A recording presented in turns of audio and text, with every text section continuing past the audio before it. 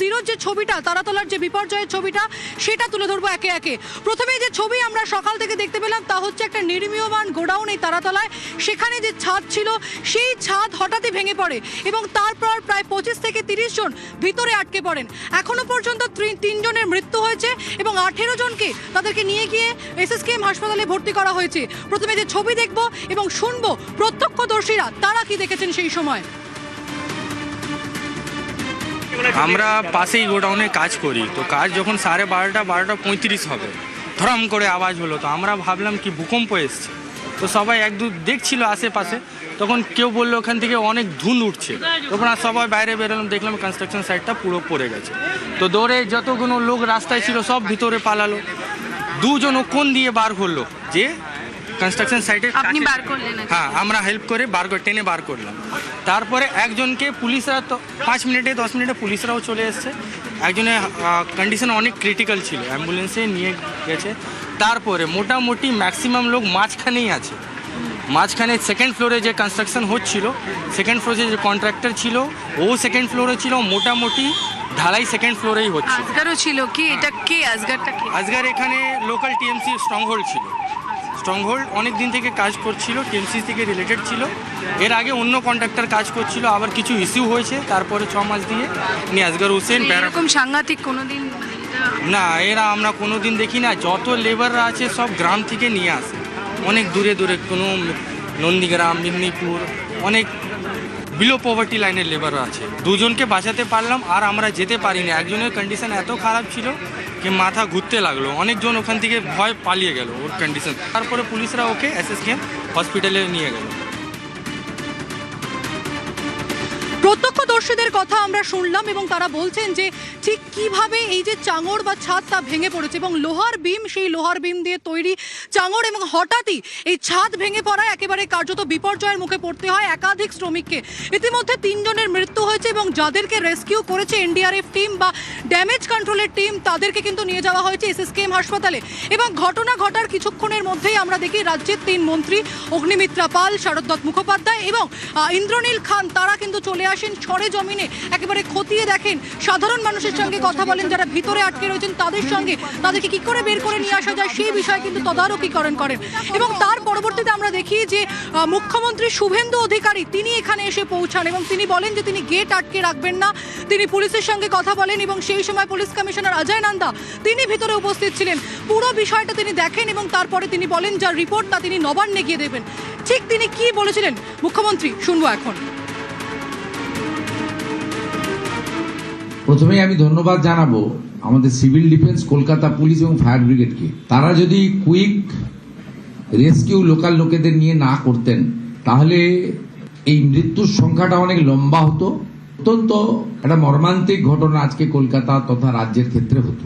এখন অবধি মোট 21 জনকে উদ্ধার করা গেছে, 18 জন অসুস্থ অবস্থায় অর্থাৎ জীবিত উদ্ধার হয়েছে, কিছু জনের চিকিৎসা এসএসকেএম হচ্ছে।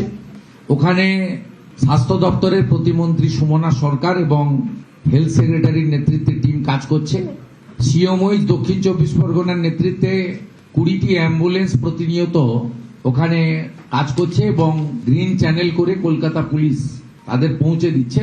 অর্থাৎ ওয়ার ফুটিং এ আমাদের যে কাজ দরকার অল টুগেদার আমরা সেটাকে প্রায়োরিটি দিয়েছি।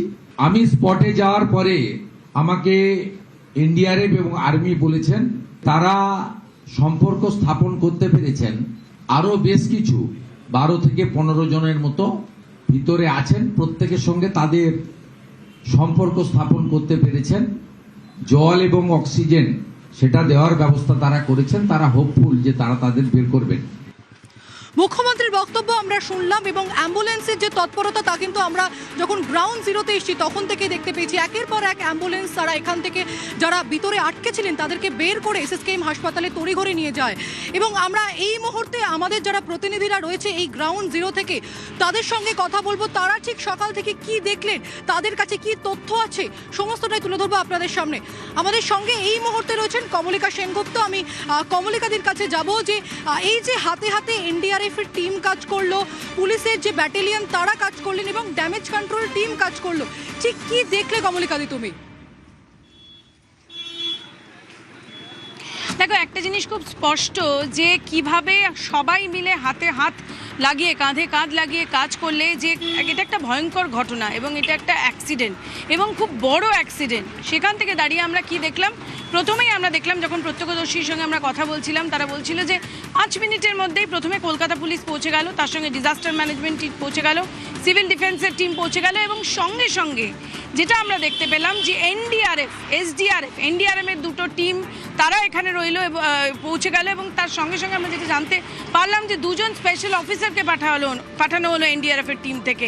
তার সাথে সাথে কে এলো, তার সাথে সাথে এলো ভারতীয় সেনাবাহিনী এবং 4 কলম ভারতীয় সেনাবাহিনী তারা এখানে এসে উপস্থিত হলেন এবং যুদ্ধকালীন তৎপরতায় আমরা দেখলাম, কারণ এই যে ঘটনা তুমি নিজে প্রীতি এখানে একেবারে এই ঘটনার পর থেকেই আছো, তুমি দেখতে পেয়েছো যে কিভাবে যুদ্ধকালীন তৎপরতায় কাজ হয়েছে। অর্থাৎ এই যে সেনাবাহিনী, এই যে এনডিআরএফ, এই যে এসডিআরএফ, ডিজাস্টার ম্যানেজমেন্ট টিম সবাই মিলে নেমে কাজ করলো এবং সেখান থেকে দাঁড়িয়েই 3 জন অত্যন্ত এটা দুঃখের বিষয় যে 3 জন মারা গেছে, কিন্তু এই যে আরও বড় দুর্ঘটনা ঘটতে পারতো, আরও বড় লোকের প্রাণ যেতে পারতো, সেখান থেকে কিন্তু এই যে সবাই মিলে একটা, এবং আরও একটা খুব গুরুত্বপূর্ণ বিষয় যেটা মুখ্যমন্ত্রী জানালেন যে সেই সময় এসে কিন্তু উনি রাস্তা গার্ড করেননি বা উনি আসেননি, জিনিসটা যখন একটা জায়গায় এসে পৌঁছেছে তখন উনি এসে যেটা ওনার করার সেটা উনি করেছেন। তিনি সবার কাছ থেকে সমস্তটা জেনেছেন এবং কনস্ট্যান্টলি মনিটরিং করেছেন। আর একটা জিনিস এখানে যেভাবে আমরা জানি যে কোনো এরকম যখন বিপর্যয় হয় তখন সেনাবাহিনীর যে ট্যাকটিক্স, সেনাবাহিনী যেভাবে পারে, সেনাবাহিনীরা এই ধরনের যুদ্ধকালীন তৎপরতায় তারা কাজ করতে পারে এবং তারা এই ধরনের কাজে খুব সিদ্ধহস্ত। তারা NDRF, SDRF, disaster management team, Kolkata police সবাই মিলে এই রাস্তাটা ধরে সোজা গ্রিন করিডোর করে একের পর এক অ্যাম্বুলেন্স নিয়ে যাওয়া হয়। তো সব মিলিয়ে এটা বলা যেতেই পারে যে এটা যে সবাই মিলে একটা কাজ করেছে, তার জন্য হয়তো আরও কিছু মানুষ অনেক মানুষকে বাঁচানো গেছে। একদমই কমলিকা, তুমি আমাদের সঙ্গে থাকো এবং তুমিও যে ছবিটা তুলে ধরছিলে দর্শকদের সামনে, তার আগে আমরা মুখ্যমন্ত্রী শুভেন্দু অধিকারী এই যে বিপর্যয়, সেই বিপর্যয় নিয়ে আরো একটি বক্তব্য রেখেছেন, সেটা শোনাবো। না, এটা আমি আগেই ফোনে জেনেছি। আমার সঙ্গে যখন সিএস সাহেবের কথা হয় তখনই আমরা দুজনে ঠিক করি যে ওখান থেকে যারা কাজ করছিলেন, জয়েন্ট সিপি, কমিশনার, তারা বলছিলেন যে, এবং আমাদের যিনি মিউনিসিপ্যাল অ্যাফেয়ার্সের প্রিন্সিপাল সেক্রেটারি বলছিলেন যে এনডিআরএফ বা আর্মি এলে ভালো, এত লোহার সলিড স্ট্রাকচার পড়েছে, এটাকে ক্রেন দিয়ে তুলতে গেলে আরো ক্ষতি হয়ে যেতে পারে, এটাকে ড্রিল করা দরকার। সেই মেশিন এনডিআরএফ এবং আর্মির কাছে আছে। এখানকার যিনি আর্মি আধিকারিক আছেন তিনি সিএস কথা বলার পরে ফর্মালিটি মেনটেন করার আগেই ফোর্স এবং ইকুইপমেন্ট পৌঁছে দিয়েছেন। এটা উচিত তো, ওটা তো ডিজাস্টারে এই কোঅর্ডিনেশন তো আগে ছিল না। কে কেন্দ্র, কে রাজ্য, কে কোন দলের, কে কোন সরকারের, এসব ভাবনা চিন্তা করে হতো। যাক, ঘটনা ঘটেছে এবং আমরা ব্যবস্থা নিয়েছি। আমরা আশা করব যে মৃত্যুর সংখ্যা আর না বাড়বে না, যারা আহত হয়েছেন চিকিৎসা নিয়ে ফিরে পাবেন। মুখ্যমন্ত্রীর বক্তব্য আমরা শুনলাম এবং গ্রাউন্ড জিরো থেকে যখন আপনাদেরকে খবর পরিবেশন করছি তখন আমাদের প্রতিনিধিরা তারা আমাদের সঙ্গে রয়েছেন অনুপ চক্রবর্তী এবং অভিজিৎ চন্দ্র। তাদের কাছে একে একে আসবো। একজনের কাছে আমি জানতে চাইবো ঠিক ঘটনাটা ঠিক কিভাবে ঘটে এবং ঘটনা ঘটার পর যাদেরকে রেস্কিউ করে বাইরে বাড়ি করে আনা হয় তারা এখন কেমন আছে। প্রথমে জানতে চাইবো অনুপের কাছে। অনুপ, ঘটনাটা ঠিক কিভাবে ঘটেছিল আর এখন সাময়িক যে পরিস্থিতি, সেই পরিস্থিতি কেমন আছে?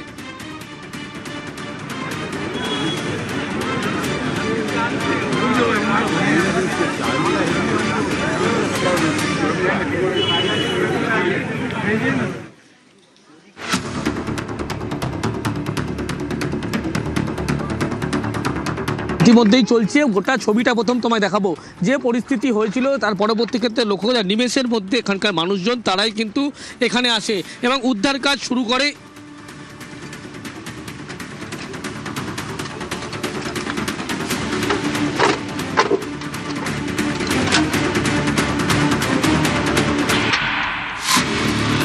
ইতিমধ্যে উদ্ধার কাজ শুরু করে এলাকার মানুষ, প্রথম ছুটে আসে, তার পরবর্তী ক্ষেত্রে পুলিশ ঘটনাস্থলে আসে এবং দমকল আধিকারিক থেকে শুরু করে এনডিআরএফ আধিকারিক পরবর্তী সময় আসে। যে ছবিটা আমি দেখাবো, যে একেবারে সন্ধ্যা নেমে এসছে কিন্তু লাইট আলোর ব্যবস্থা করা হয়েছে এবং ইতিমধ্যেই সেই আলোর যে ব্যবস্থা তার মধ্যেই কিন্তু উদ্ধার কাজ চলছে এবং সেনা জওয়ান এবং এনডিআরএফদের পক্ষ থেকে ইতিমধ্যেই আধিকারিক তারা একটি জায়গায়, যেখানে যে সেটের মাঝখানে একটি কিন্তু সুড়ঙ্গ তৈরি করছে এবং সেখান থেকে ভিতরে উদ্ধার করার প্রক্রিয়া তারা করছে। ইতিমধ্যেই দমকলের যে আধিকারিক তারা যেমন রয়েছে, তারই পাশাপাশি দেখলে দেখা যাবে এনডিআরএফ আধিকারিক যারা হচ্ছে কোনো রাসায়নিক বিস্ফোরণ ঘটলে যারা মূলত কাজ করে থাকে তাদেরকে এখানে নিয়োগ করা হয়েছে, যাতে যুদ্ধকালীন তৎপরতার সঙ্গে উদ্ধার কাজ শেষ করা যায়। সেই কারণেই কিন্তু এই উদ্যোগ নেওয়া হয়েছে এবং সেনাকর্মী যারা ইতিমধ্যেই দেখা যাচ্ছে যে যেখানে সেট অর্থাৎ কারখানার যে সেট যেখানে ভেঙে পড়েছে লোহার যে বিম, সেই জায়গা কিন্তু গোল করে একটি সুড়ঙ্গ তৈরি করা হচ্ছে এবং সেখান থেকে যারা ভিতরে এখনও পর্যন্ত আটকে রয়েছে যাদের দেখা যাচ্ছে সেই উদ্ধার কাজ কিন্তু তারা করবে। ইতিমধ্যেই দমকল আধিকারিক থেকে শুরু করে প্রত্যেকে সেই চেষ্টা চালাচ্ছে, কিন্তু যদি চারদিকে ছবিটা আমি দেখানোর চেষ্টা করি, ইতিমধ্যেই ধ্বংসস্তূপ যে সরানোর কাজ হবে তার জন্য দুটো ক্রেন বড় তারা রাখা হচ্ছে, যেমন তারই পাশাপাশি এনডিআরএফ আধিকারিক এবং সেনা জওয়ান যে ছবি তুমি একেবারে লক্ষ্য করতে পারছো, সেখানে ইতিমধ্যেই সুড়ঙ্গ তৈরি করে ভিতরে প্রবেশ করার চেষ্টা করছে এবং সেখান থেকে মনে করা হচ্ছে এখনও বেশ কয়েকজন তারা আটকে রয়েছে, তাদেরকে সেখান থেকে বের করা সম্ভব যদি হয় সেই চেষ্টা তারা চালাচ্ছে, কারণ অত্যন্ত দ্রুততার সঙ্গে এই উদ্ধার কাজ তাদের শেষ করতে হবে। মুখ্যমন্ত্রী শুভেন্দু অধিকারী কিছুক্ষণ আগে যখন আসেন তাদের সঙ্গে আলাদাভাবে কথা বলার পরবর্তী ক্ষেত্রে লক্ষ্য করা যায় যে এইভাবে রাত ভোর কিন্তু যে উদ্ধার কাজ চলবে সেটা কিন্তু স্পষ্ট করা হয়। ইতিমধ্যে সেনা জওয়ান থেকে শুরু করে এনডিআরএফ আধিকারিক প্রত্যেকে এই যুদ্ধকালীন তৎপরতায় কিন্তু উদ্ধার কাজ করছে এবং যেখানে কারখানার যে সেট ঠিক উপরের অংশে যেখানে সুড়ঙ্গ তৈরি করা হচ্ছে এবং সেখান থেকে ভিতরে প্রবেশ করার পরবর্তী ক্ষেত্রে যারা আটকে রয়েছে তাদেরকে উদ্ধারের এই কাজ কিন্তু রাত ভোর চলবে, এমনটাই জানতে পারা যাচ্ছে।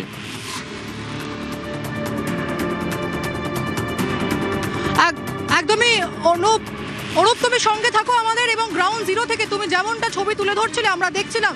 আমরা দুটো বিষয়ে জানতে চাইবো এবং আমাদের দুজন প্রতিনিধি রয়েছে, অমিত রয়েছে এবং তার সঙ্গে সঙ্গে অভিজিৎ রয়েছে।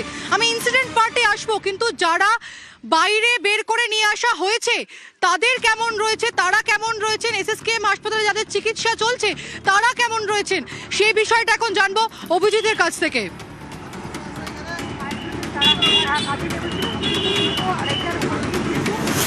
প্রীতি, যারা আহত হয়েছেন, যাদেরকে এখান থেকে উদ্ধার করা হয়েছে, তাদের শারীরিক অবস্থা, বেশ কয়েকজনের অবস্থা অত্যন্তই আশঙ্কাজনক এবং এসএসকেএম হাসপাতালের ট্রমা কেয়ার বিল্ডিংয়ে সেখানে তাদের চিকিৎসা চলছে এবং সেখানকার চিকিৎসায় তারা অনেকেই সাড়া দিচ্ছেন, কারণ খুব দ্রুততার সঙ্গে যে কথাটা বারবার করে বলা হচ্ছে যে যুদ্ধকালীন তৎপরতা, আমরা প্রত্যেক মুহূর্তে আমরা এই কথাটা বলি, যে কোনো ডিজাস্টার হলে, যে কোনো ঘটনা ঘটলে এরকম যুদ্ধকালীন তৎপরতা, কিন্তু যুদ্ধকালীন তৎপরতার ক্ষেত্রে সবথেকে গুরুত্বপূর্ণ যেটা হচ্ছে যে ন্যাশনাল ডিজাস্টার রেসপন্স ফোর্স অর্থাৎ এনডিআরএফ, সেই এনডিআরএফ এবং সেনাবাহিনী এত দ্রুততার সঙ্গে এখানে কাজ শুরু করেছেন এবং উদ্ধার কাজ শুরু করেছেন, যাতে এই বিপর্যয় আরও বড় ঘটতে পারত এবং দীর্ঘক্ষণ যারা ধ্বংসস্তূপের তলায় চাপা পড়ে থাকেন তাদের দম বন্ধ হয়ে মারা যাওয়ার সম্ভাবনা থাকতো।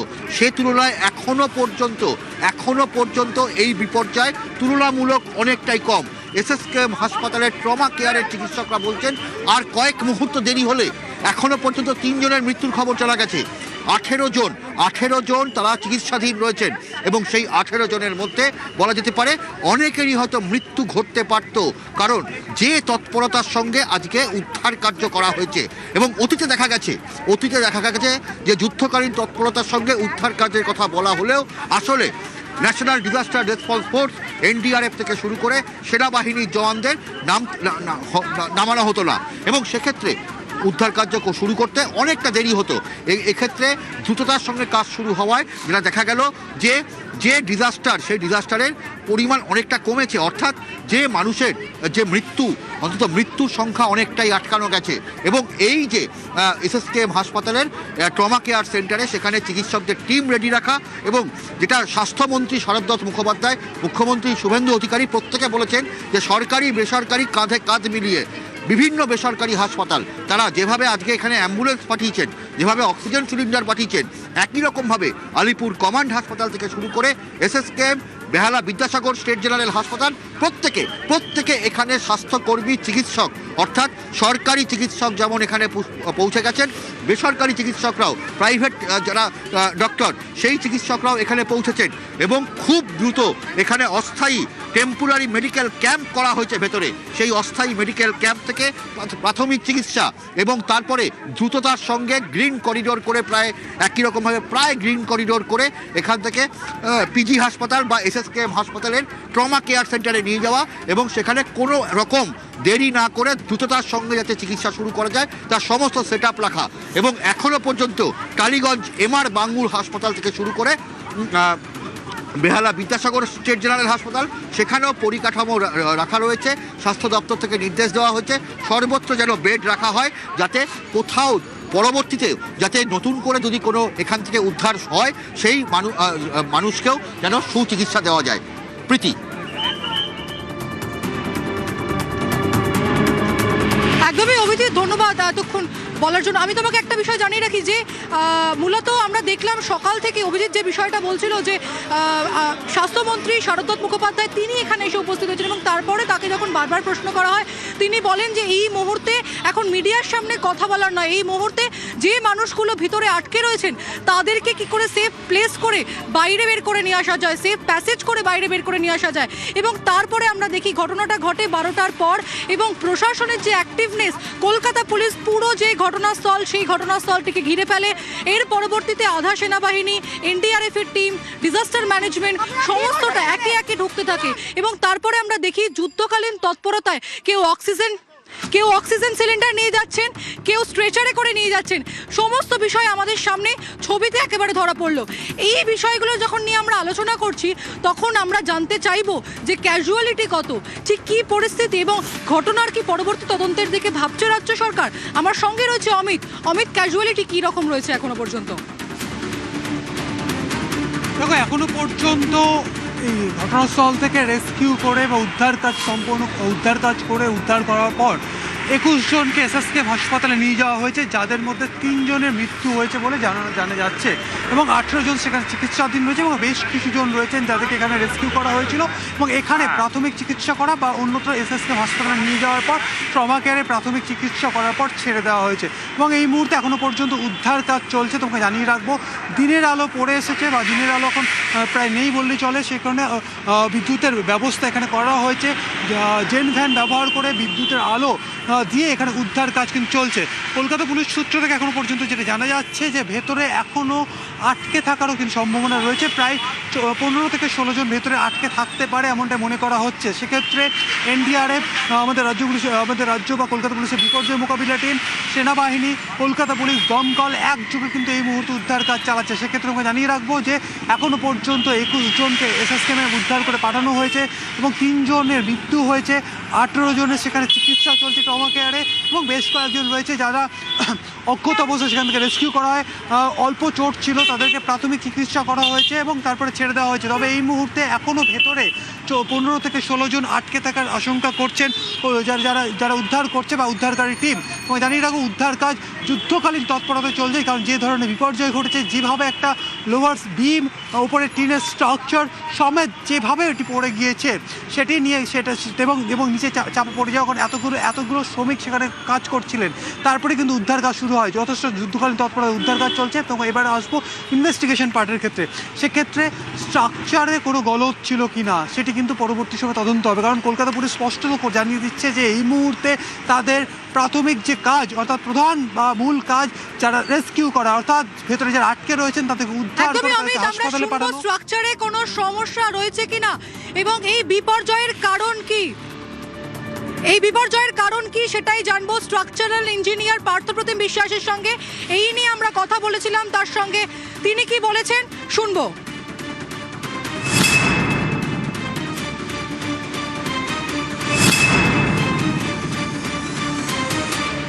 কয়েকটা প্রশ্ন যেখানে আমাদের উঠে আসবে স্বাভাবিক। এক হচ্ছে যে এই কাঠামোর ক্ষেত্রে যে আমাদের নকশা যেটাকে বলি ডিজাইন, ড্রয়িং, ডিটেলিং, সেটা অ্যাপ্রুভ ছিল কিনা এবং যারা কাজ করছিলেন তারা অ্যাডিকুয়েটলি দক্ষ, যোগ্য এবং অভিজ্ঞ ছিলেন কিনা যারা নির্মাণকারী সংস্থা।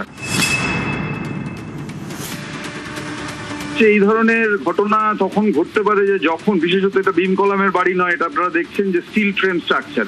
তাহলে এই ফ্রেম স্ট্রাকচারের ক্ষেত্রে যদি আড়াআড়ি সাপোর্ট, যেটাকে বলি ল্যাটারাল সাপোর্ট, সেটা যদি দুর্বল হয় বা মাঝখানের যদি কোথাও কোনো কলাম সেটেল করে গিয়ে থাকে, তাহলে আশেপাশের এই গোটা বিস্তীর্ণ অঞ্চলের বিম কলাম সবগুলোই হচ্ছে একসাথে নিয়ে ভেঙে পড়ে। এখন এই পোক্ত যদি না থাকে, তার একটা কারণ হতে পারে তার জয়েন্ট ফেল করতে পারে, বিম কলামের জয়েন্ট যদি ওয়েল্ড দিয়ে করে থাকে, অথবা সেই কলামটা সেটেল করে গিয়ে থাকতে পারে, মাটি যদি নরম থাকে এবং সেখানে যদি উপযুক্ত পরীক্ষা না করে সেই ব্যবস্থা গ্রহণ করা হয়।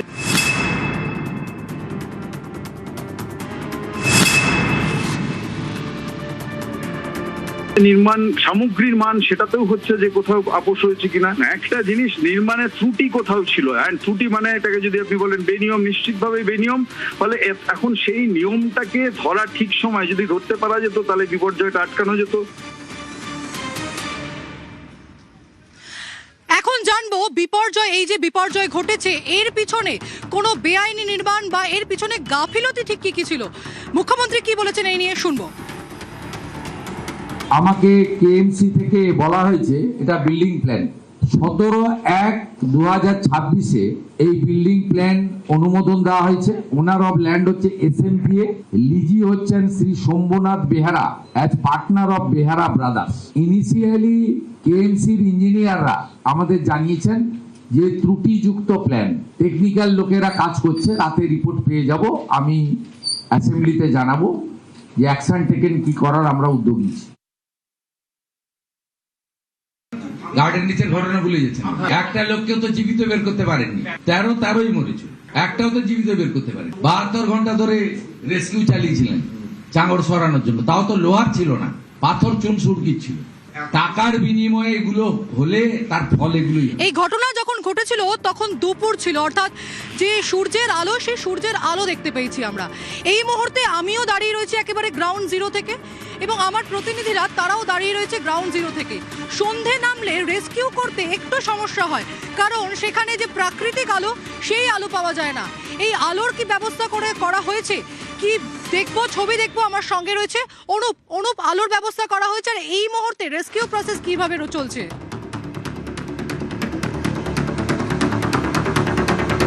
দেখো, দুপুরের ঘটনা ঘটলেও সন্ধ্যা গড়িয়েছি, কিন্তু এখনো পর্যন্ত উদ্ধার কাজে কোনো রকম খামতি পড়েনি। তো ছবি দেখলে একেবারে স্পষ্ট হতে পারবে, এবং ছবিতে দেখানোর চেষ্টা করবো পর্যাপ্ত পরিমাণে যে আলোর সেই ব্যবস্থা যেমন করা হয়েছে, এবং রাত ভোর কিন্তু এই উদ্ধার কাজ যে চলবে সেটা কিন্তু আগেই মুখ্যমন্ত্রীর পক্ষ থেকে স্পষ্ট করা হয়েছিল। এবং মুখ্যমন্ত্রী যখন আসেন তার পরবর্তী ক্ষেত্রে লক্ষ্য করা যায় তিনি কিন্তু সেনা জওয়ান থেকে শুরু করে এনডিআরএফ আধিকারিক প্রত্যেকের সঙ্গে বিষয়ে কথা বলেছিলেন। এবং তারপরে একটি ছবি দেখানোর চেষ্টা করবো। রাত সন্ধ্যা হয়ে গেছে, দুপুরের ঘটনা ঘটলেও কিন্তু পর্যাপ্ত পরিমাণে যে আলো, সেই আলোর যেহেতু ব্যবস্থা করা হয়েছে, এবং এই মুহূর্তে উদ্ধার কাজের সেই কাজ কিন্তু এখন চলছে। তার কারণ যে সেনা জওয়ানদের এনডিআরএফের পক্ষ থেকে এখানে মাঝের অংশে যেখানে একটি লোহার বিম রয়েছে, সেখানে কিন্তু সুড়ঙ্গ তৈরি করা হচ্ছে, এবং সেখান থেকে যাতে ভিতরে প্রবেশ করতে পারে সেই চেষ্টা তারা কিন্তু করছে। এবং সেখান থেকে যারা এখনো বলা হচ্ছে 15 থেকে 16 জন আটকে রয়েছে ভিতরে, তাদেরকে উদ্ধার করা সেই চেষ্টা কিন্তু এই মুহূর্তে সেনা জওয়ানদের পক্ষ এবং এনডিআরএফ আধিকারিক থেকে শুরু করে দমকল আধিকারিক প্রত্যেকে সেই চেষ্টা করছে। এবং চারদিকে যদি ছবিটা আমি দেখাই, রাতের বেলা ঠিক যে পরিস্থিতি হবে, এখনো পর্যন্ত সন্ধ্যা যদিও কিছুটা হলেও আলো নেমে গিয়েছে, কিন্তু পরবর্তী ক্ষেত্রে যাতে কোনো রকম আলোর খামতি না থাকে সেই কারণে কিন্তু এই ব্যবস্থা করা হয়েছে। এবং এই মুহূর্তে পর্যাপ্ত পরিমাণে আলোর ব্যবস্থা করা হয়েছে যাতে উদ্ধার কাজে কোনো রকম খামতি না থাকে। শুভেন্দু অধিকারী কিছুক্ষণ আগে মুখ্যমন্ত্রী তিনি আসার পরে রাখি যে এই মুহূর্তে সন্ধে যেহেতু নেমে গেছে, সন্ধে নামার পরে ভিতরে কি কেউ আটকে রয়েছেন, ভিতরে কারা আটকে রয়েছেন সেই সংখ্যাটা কি এখনো পর্যন্ত পাওয়া গেছে?